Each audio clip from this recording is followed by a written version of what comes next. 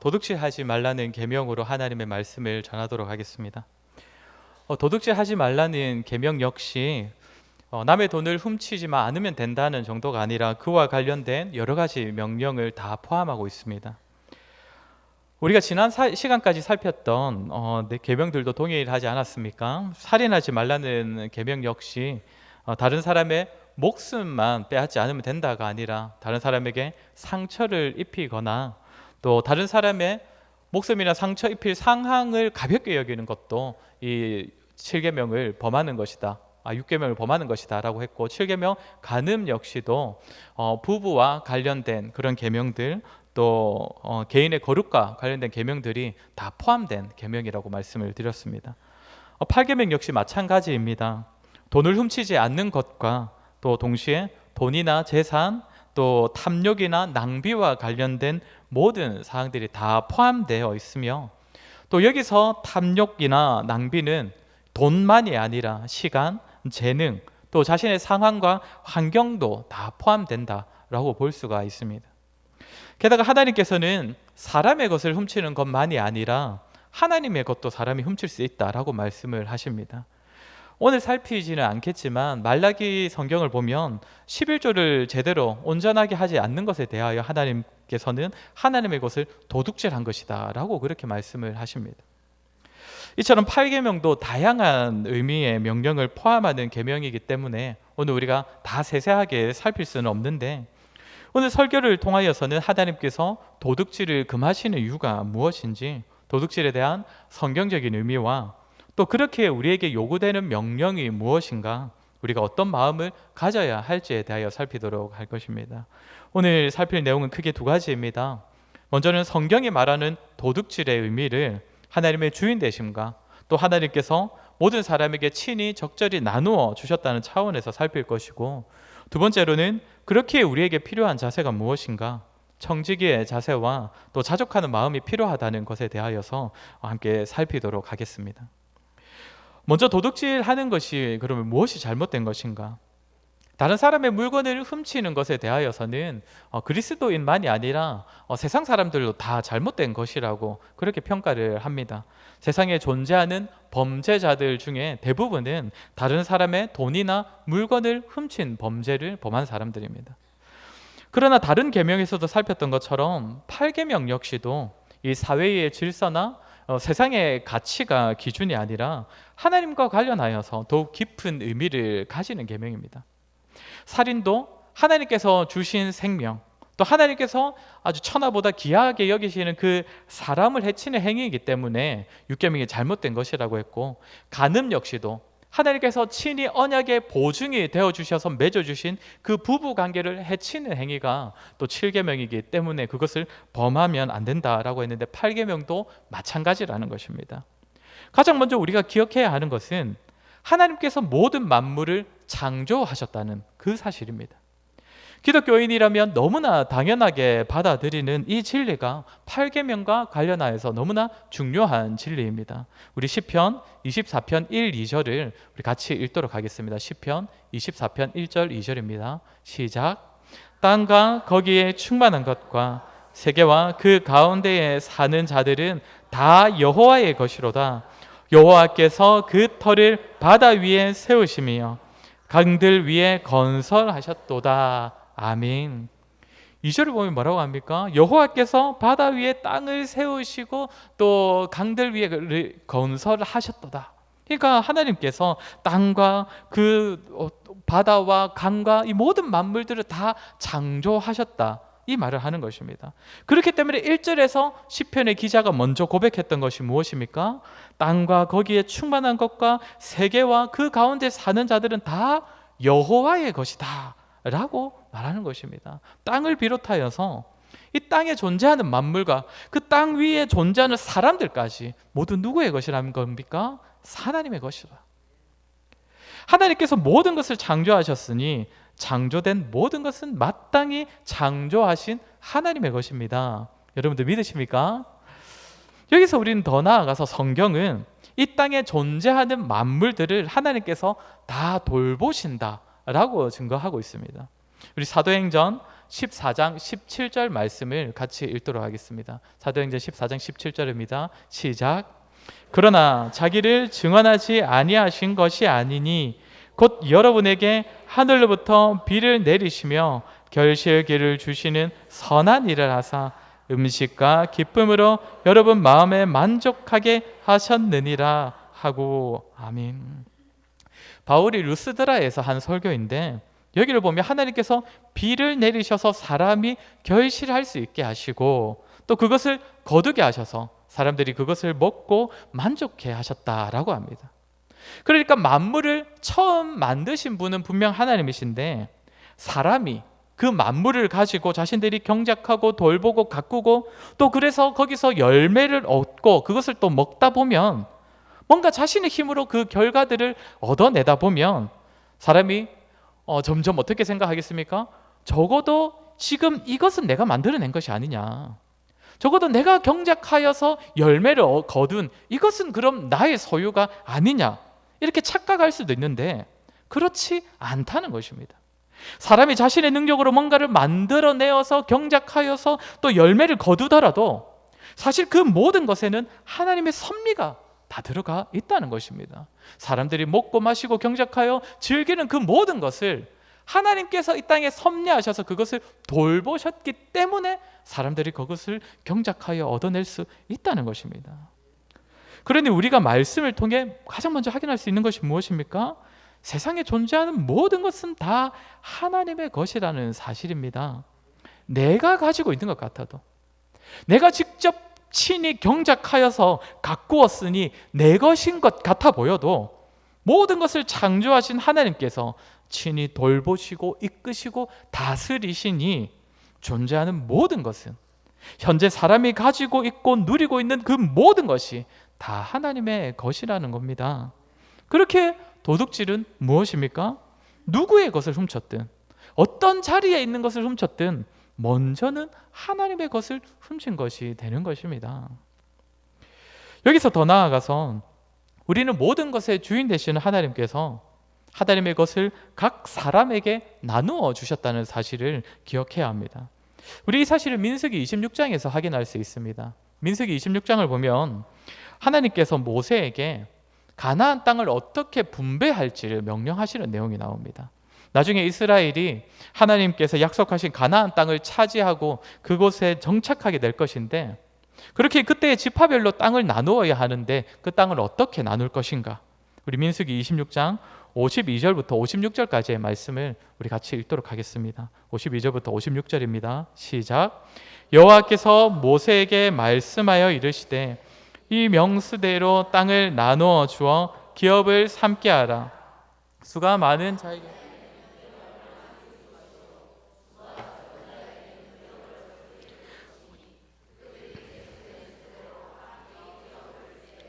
오직 그 땅을 제비 뽑아 나누어 그들의 조상 지파의 이름을 따라 얻게 할지니라. 그 다소를 막론하고 그들의 기업을 제비 뽑아 나눌지니라. 아멘. 어떤 방법으로 나누라고 하십니까? 제비를 뽑아 나누라고 하십니다. 이 당시에 제비를 뽑는다는 것은 일의 결과를 운에 맡긴다는 것이 아니지요. 하나님께 맡긴다는 것입니다. 하나님께서 친히 그 일에 개입하시고 사람은 하나님의 뜻에 따라 일을 하겠다라는 차원에서 제비를 뽑았습니다. 그렇게 제비를 뽑아 정착한 땅을 정하는데, 이때 하나님께서 또 뭐라고 하십니까? 수가 많은 자에게는 많이, 적은 자에게는 적게. 그러니까 제비를 뽑을 때에 사람 수의 많고 적음에 따라 형평성에 맞게 땅을 나누게 하시는데, 그 일에 하나님께서 친히 개입하시겠다라고 말씀을 하시는 것입니다.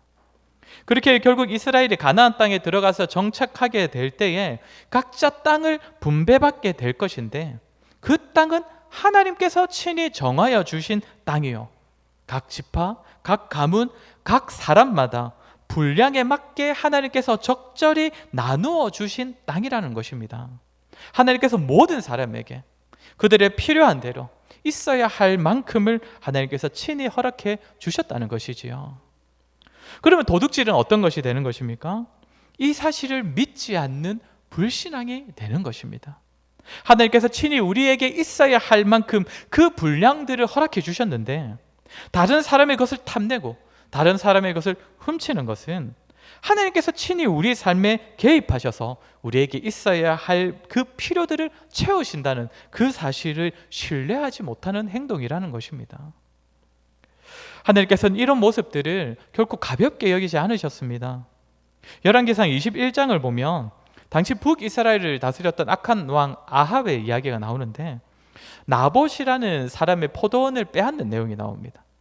나봇이라는 사람의 포도원에서 자라는 포도가 너무나 탐스러워서 이 아합 왕이 그 나봇에게서 포도원을 원래는 사려고 하지요. 돈을 주고 사려고 하는데, 이때 나봇이 하는 말을 들어보면 열왕기상 21장 3절에서, 우리 열왕기상 21장 3절입니다. 읽어보겠습니다. 나봇이 아합에게 말하되 내 조상의 유산을 왕에게 주기를 여호와께서 금하실지로다 하니. 그러니까 하나님께서 이 땅을 당신에게 파는 것은 금하셨다라는 겁니다. 하나님께서 땅 파는 것 자체를 금하신 것은 아닙니다.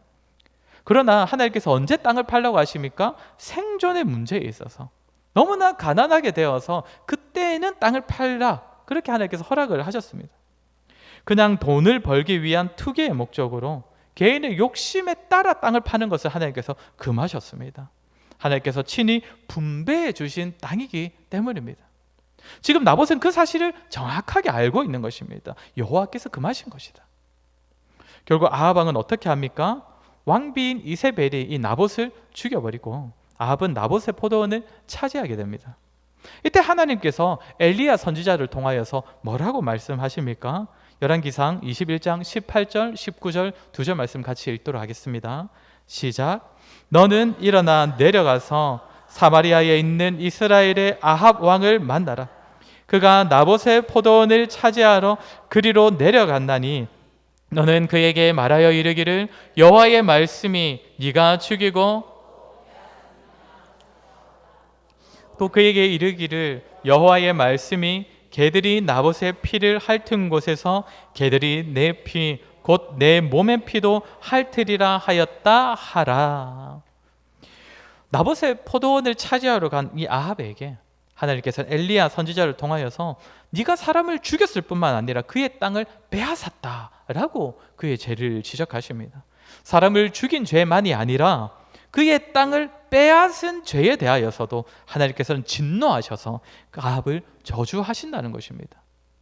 그러니까 하나님께서 각 사람에게 주신 기업, 하나님께서 자신에게 주신 그 재산을 만족하지 못하고 다른 사람의 것을 탐내고 부러워하여서 그것을 차지하던 그 행동에 대하여 하나님께서는 살인죄 못지않는 죄라고 말씀하시면서 무서운 심판을 경고하고 계십니다.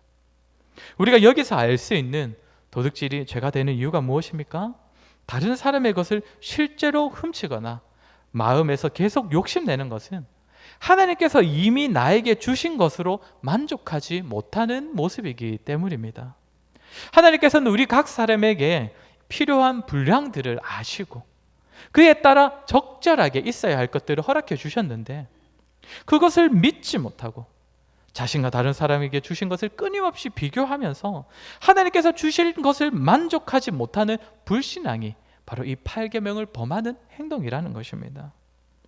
이렇게 제8계명은 이 땅에 존재하는 모든 것과 또한 현재 나에게 있는 모든 것의 참 주인은 하나님이시라는 사실과, 또 현재 내 생각으로는 조금 부족해 보여도, 내가 볼 때는 조금 아쉬워 보여도 하나님께서 나에게 필요한 만큼을 주셨으며, 또한 앞으로도 하나님께서 반드시 필요한 것이라면 앞으로 허락하실 것을 믿는 믿음을 요구하는 계명이 8계명입니다.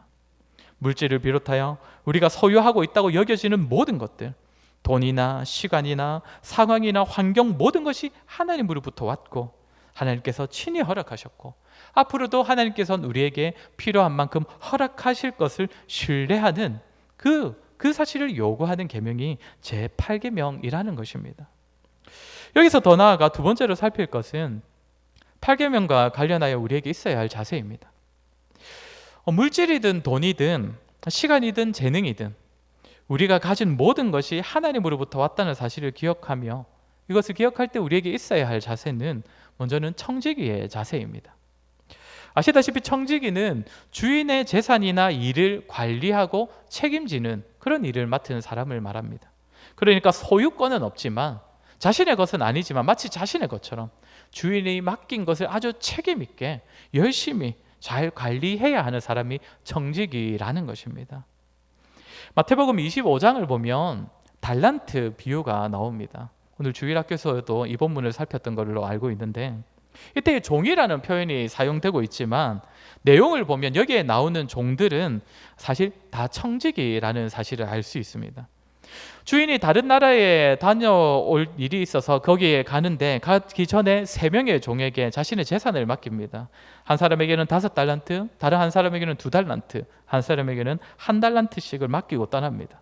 이때에 5달란트, 2달란트, 1달란트를 나누는 기준이 무엇이라고 나오느냐면, 우리 마태복음 25장 15절을 보시면 같이 읽겠습니다. 각각 그 재능대로 한 사람에게는 금 5달란트를, 한 사람에게는 2달란트를, 한 사람에게는 1달란트를 주고 떠났더니, 뭐라고 되어 있습니까? 기준이 무엇입니까? 각각 그 재능대로입니다. 주인이 판단해서 재능에 따라 맡을 만한 그 분량대로 5달란트, 2달란트, 1달란트를 주었다는 것입니다. 그렇게 주인이 분량대로 맡긴 그 결과가 어떠합니까? 5달란트를 맡은 사람은 5달란트를 장사해서 5달란트를 남깁니다. 2달란트 맡은 사람도 장사를 해서 2달란트를 남겼습니다. 그런데 1달란트 맡았던 사람은 어떻게 했습니까? 땅에 그대로 묻어두었다가 그대로 주인에게 다시 돌려줍니다. 이때 이 3종의 행동을 본 주인의 평가가 어떠했습니까?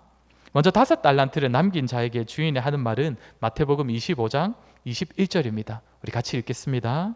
그 주인이 이르되 잘하였도다 착하고 충성된 종아, 네가 적은 일에 충성하였음에 많은 것을 네게 맡기려니 내 주인의 즐거움에 참여할지어다 하고, 뭐라고 합니까? 착하고 충성된 종아, 네가 작은 일에 충성하였다, 그러니 내가 많은 것을 너에게 맡기겠다라고 주인이 평가합니다. 그리고 2달란트를 받아서 2달란트를 남긴 종에게 하는 말은 23절입니다. 우리 23절 같이 읽겠습니다.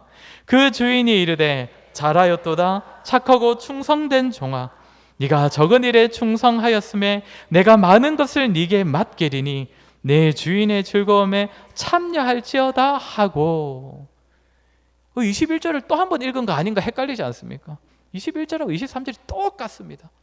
그러니까 이 주인은 5달란트를 맡아서 5달란트 남긴 종과 2달란트를 맡아서 2달란트를 맡긴 종에게 하는 그 칭찬이 똑같다는 것입니다. 그런데 1달란트를 맡았던 사람이 고스란히 1달란트를 돌려주었을 때 이 종에게 주인이 하는 말이 무엇입니까? 26절입니다. 26절 같이 읽겠습니다. 시작.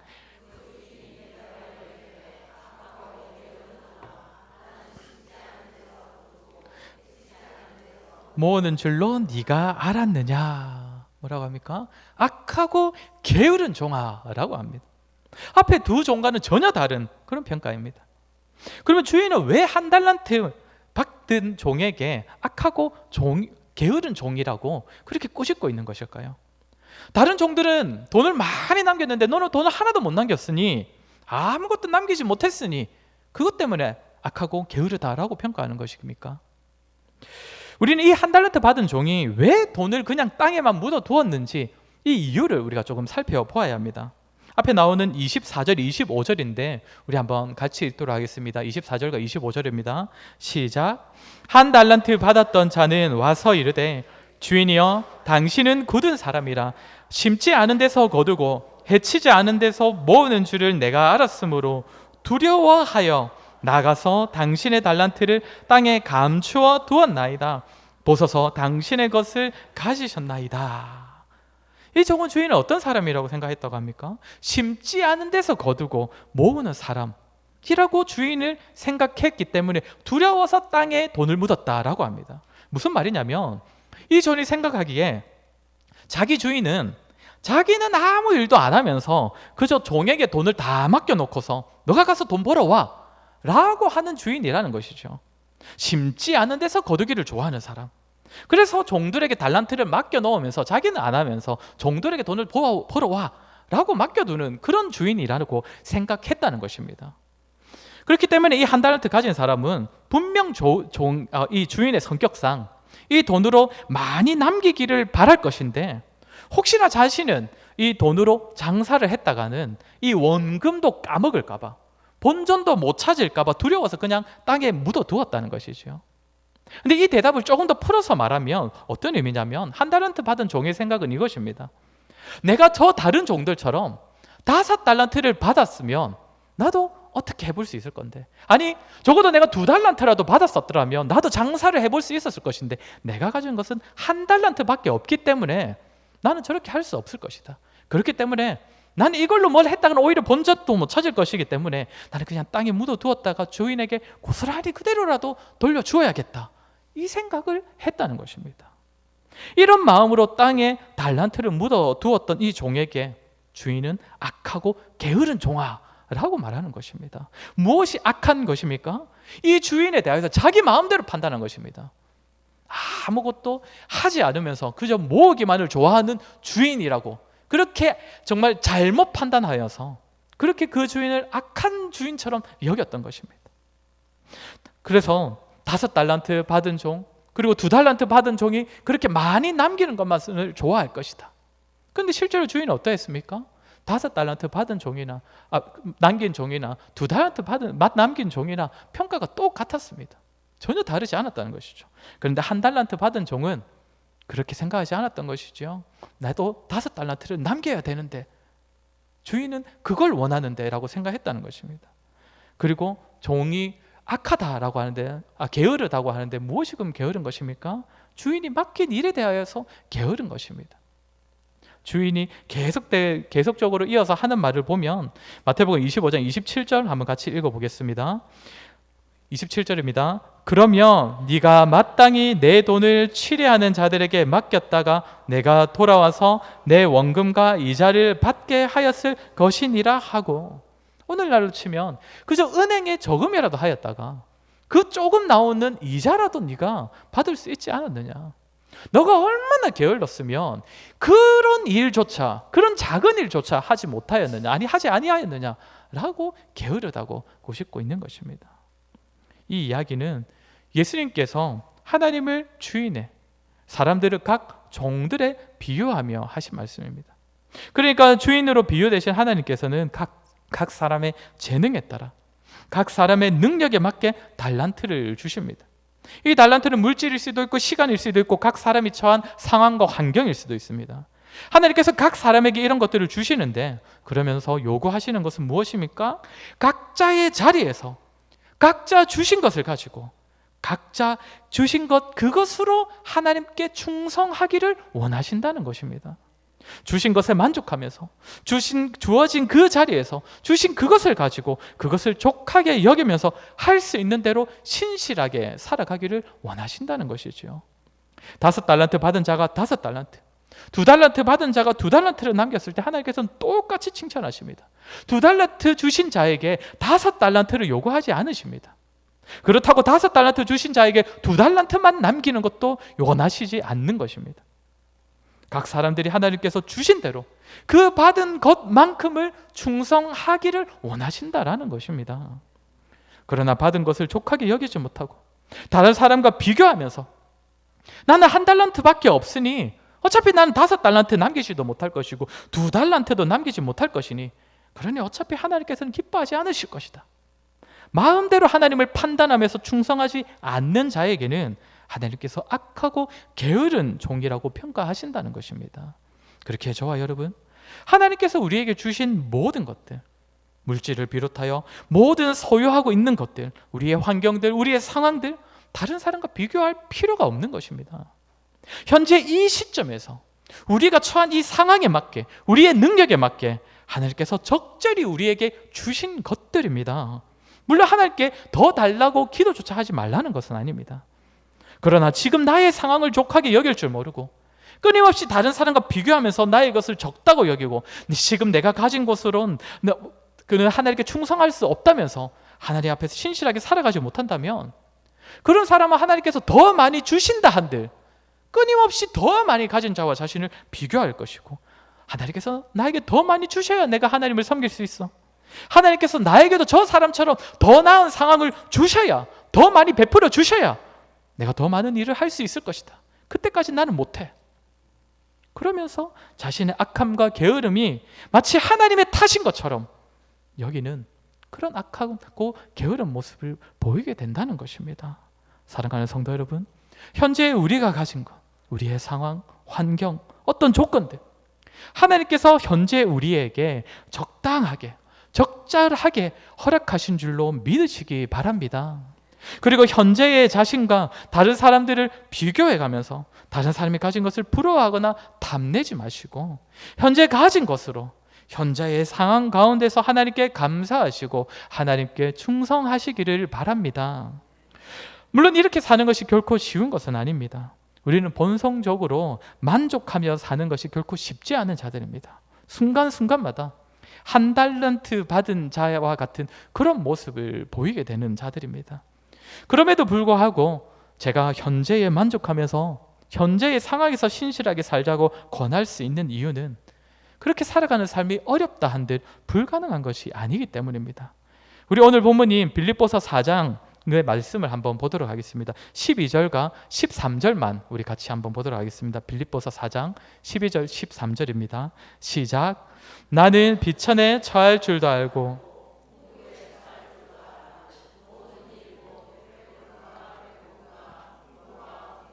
처할 줄 아는 일체의 비결을 배웠노라. 내게 능력 주시는 자 안에서 내가 모든 것을 할 수 있느니라. 아멘. 바울이 뭐라고 합니까? 나는 낮은 자리에도 높은 자리에도 배고픔에도 부유함에도 처할 수 있다 라고 합니다. 어떻게 해서 그렇다고 합니까? 바울은 떡잎부터 우리와 달라서 그렇다고 합니까? 그렇지 않지요. 내게 능력 주시는 자 안에서 내가 모든 것을 할 수 있느니라. 우린 이 3절 말씀을 따로 떼어서 아무데나 적용하곤 하는데, 사실 바울은 이 고백을 자족하는 삶에 대하여서 이 고백을 사용했습니다. 가난에도 부요에도 배고픔에도 배부름에도 내가 자족할 수 있는데, 그것은 자기 안에 있는 바울의 능력 때문이 아니라 그렇게 살아갈 수 있도록 하나님께서 능력을 주셨다는 것입니다.